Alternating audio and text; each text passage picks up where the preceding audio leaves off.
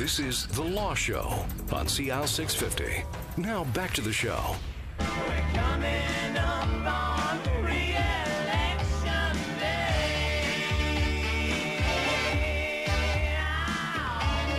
Welcome back to The Law Show here on CL650. Re-election day is October 19th and we are talking a little politics on the program this morning. Our guests are Rudy Kisher and Alex Stojcevic from Maynard Kisher Stojcevic Immigration and Citizenship Lawyers here in Vancouver. And we've talked a fair bit about the Conservative Party. Well, they're the government, and they've also had 9 years in power to, well, change to a certain extent, and in some ways a considerable extent, the way Canada does immigration and citizenship to a lesser extent. And just before we move on to the parties, or the platforms rather, why the Liberals and the NDP want you to vote for them because of what they would do differently on immigration, Rudy Kisher, the one element of the current government's changes to immigration that we really need to discuss quickly so we can contrast them with what their political rivals want to do is this whole foreign worker program that Jason Kenney brought in when he was the minister.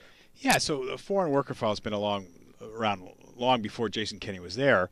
The Conservatives, I think, played the file very, very interesting. You saw when the economy was booming, 2006, 2000, they opened the gates way wider, allowing people to come in that were unskilled workers. Whereas before, it had generally the foreign workers were generally, for the most part, skilled workers that came in. Jason Kenney opened it up, playing to a base in Alberta, generally employers who liked the availability of more labor that was more tied and committed to them, and he opened that up, and then he found himself caught last year. If you remember, there were a series of stories about abuses under that program. Yes. So people that come over here on work permits had found, people were complaining that those people had taken Canadian jobs. They were interviewing waitresses that had lost their jobs and been replaced by Filipino workers, or people that had come to work for McDonald's and weren't getting paid what they said they were going to get paid, or were being forced to pay for housing that they didn't want to pay for, and that all came up.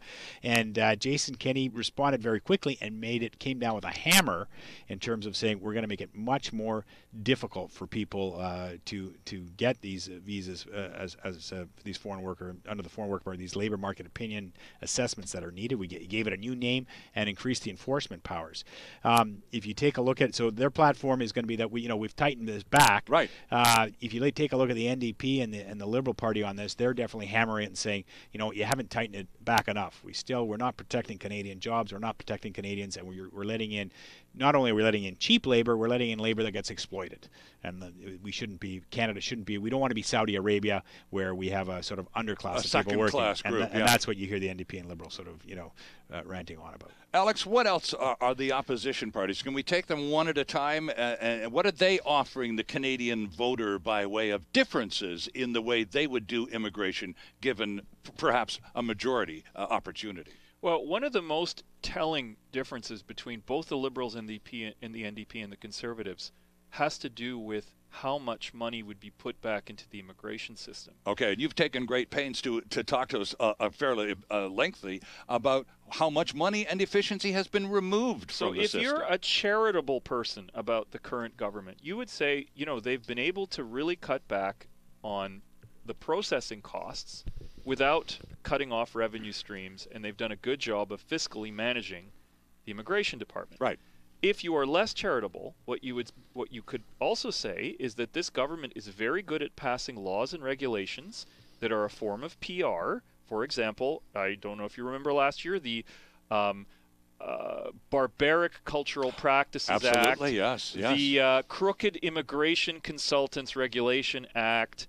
Those are the actual names of these statutes, believe it or not. Okay?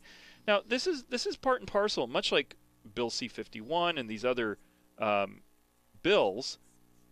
Every time something happens, the less charitable person would say, the Tories, or needs to happen, they pass a regulation or a bill. They don't invest money back in the federal government.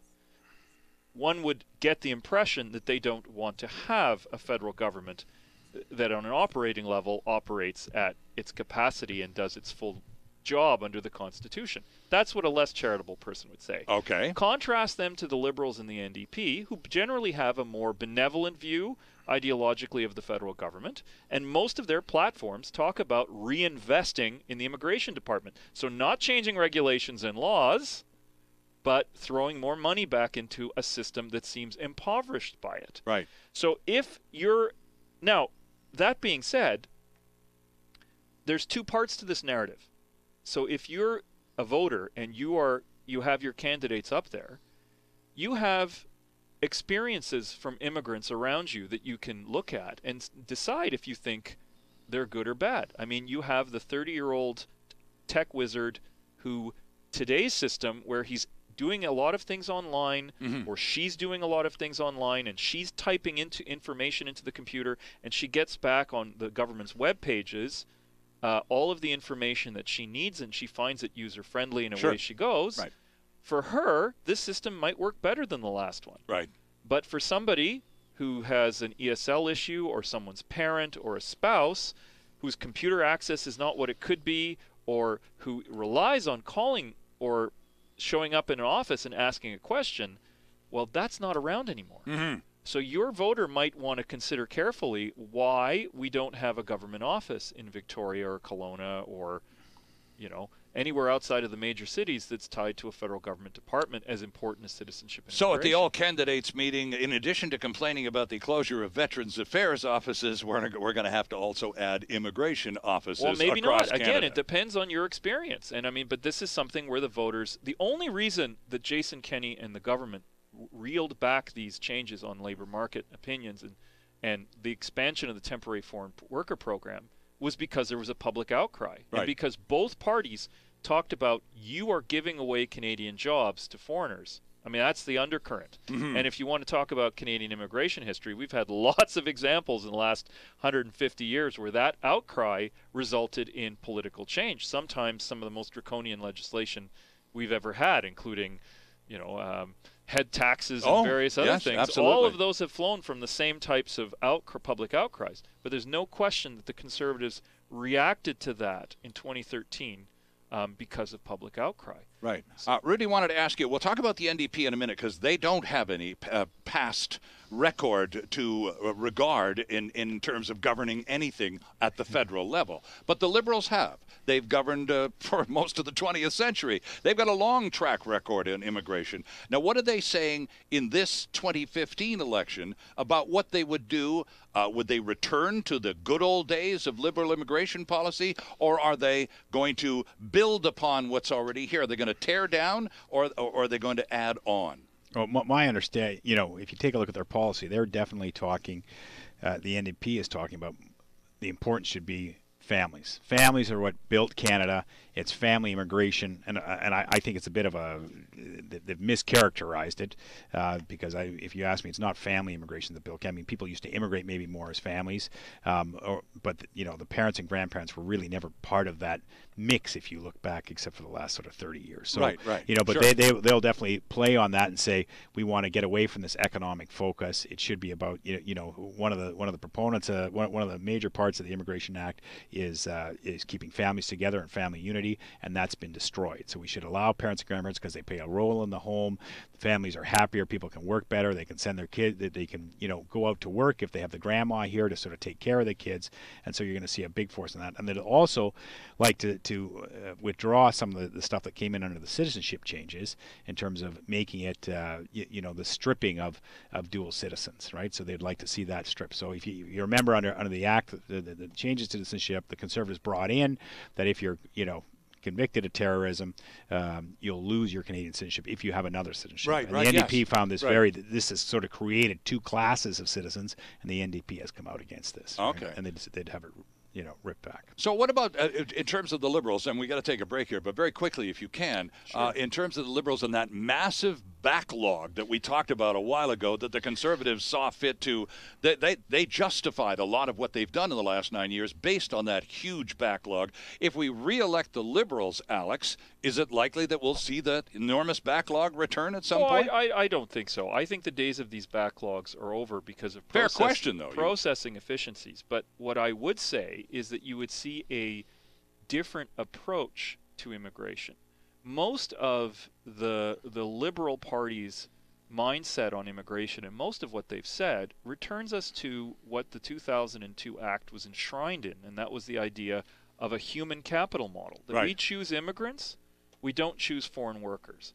Okay, this isn't the United Arab Emirates or Saudi Arabia, as Rudy said, where there are guest workers. Right. We're not a guest worker culture. We're an immigrant culture. Right. And so I think they would use the prism of express entry or whatever processing they're doing to choose people in a less of a labor capital tied manner the way the Tories have.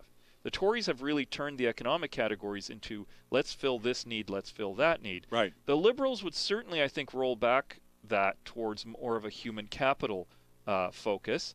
And the reason for that is that, I mean, there's many good reasons as there are with labor capital. There's some excellent arguments on the human capital side. So sure, I mean, the Tories have focused on English language ability, which is a universal element that everyone agrees is tied to immigrant success, is language ability. Absolutely. But what no one talks about is how many immigrants we retain. It's surprising that those same skills that make somebody an attractive immigrant in the economic categories also mean we don't have to invest a lot of money in them. But that's a two-way street. If they don't have to interact with government, if they have to pay for their own integration, right, which is what we've been talking about on the show, what loyalty do they have when there's a better job for them in New York or LA or London, right? Whereas you compare that to the more vulnerable immigrants, the ones that we've had to traditionally invest a lot in, the refugees, the people who at the front end cost the system a lot more. Right. What you find is that in the second generation, their Enormous children loyalty. tend to do a lot better and a lot of loyalty. Right, right. So, you know, these numbers can be rejigged depending on your ideology to some extent by looking further or closer out. And there's many studies in Canada that say that these things aren't mutually exclusive. Like you could have a more blended system. And I think what the Liberals would be aiming towards and what they have said publicly, apart from I think cutting back on the temporary foreign worker program, is certainly also at the same time trying to bring some of that human capital element back into the economic side. Okay, quick break here, and when we come back, our guests will talk about the NDP. Those who have never governed at the federal level before, given a chance, what would they do? Refugees. Back after this. There's more of the show still ahead. This is The Law Show on CL 650.